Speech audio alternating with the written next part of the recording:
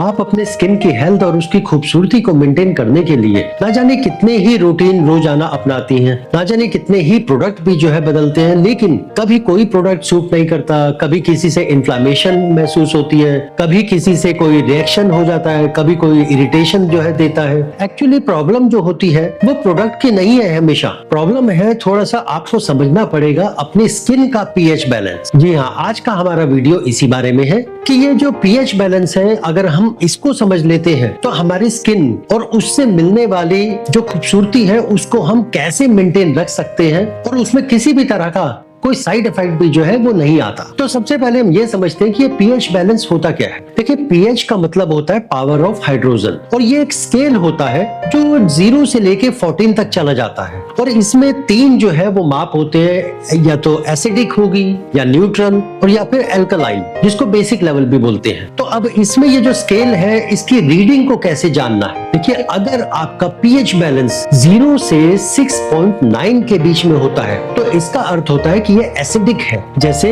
Lemon juice हो गया या विनेगर हो गया। और अगर वो हुई पीएच 7 है यानी कि न्यूट्रल, इसको हम कह सकते हैं एक शुद्ध पानी की तरह। और अगर यही पीएच बैलेंस 7.2 से अबव चला गया 14 तक तो ये अल्कलाइन माना जाता है, जैसे कि सोप का हो गया या बेकिंग सोडा का सॉल्यूशन हो गया। ये सब चीजें हमें इसमें अपने जब कॉस्मेटिक को चूज करते हैं तो क्या ध्यान रखना है। देखिए, स्किन का जो नेचुरल पीएच होता है वो 4.5 से लेकर 5.5 के बीच में होता है, यानी थोड़ा सा एसिडिक होता है, स्लाइटली एसिडिक। तो जो हम अपने स्किन के लिए क्रीम यूज करते हैं या जेल यूज करते हैं, अगर वो ज्यादा लो हुआ उसका पीएच बैलेंस तो वो उतना ही ज्यादा एसिडिक होता चला जाएगा, जिसकी वजह से जब हम उन प्रोडक्ट को अपने स्किन के ऊपर यूज करेंगे तो या तो वो जलन देंगे या इरिटेशन करेंगे। उसी प्रकार अगर ये पीएच बैलेंस प्रोडक्ट का बहुत हाई हुआ यानी अल्कलाइन हो गया तो वो हमारी स्किन को ड्राई कर देगा, रफ कर देगा, जिसकी वजह से कई बार स्किन में बहुत बारीक बारीक रैशेज आ जाते हैं जो थोड़ा सा ड्राई होने पर बुरबुरा कर जो है गिरने भी लगते हैं। इसलिए जितने भी हम प्रोडक्ट यूज करते हैं, चाहे वो क्रीम है या जेल है, उनका जो पीएच है वो 6 से 7 के बीच में होना चाहिए, क्योंकि वही हमारे लिए सेफ भी है और वो कंफर्टेबल भी रहता है।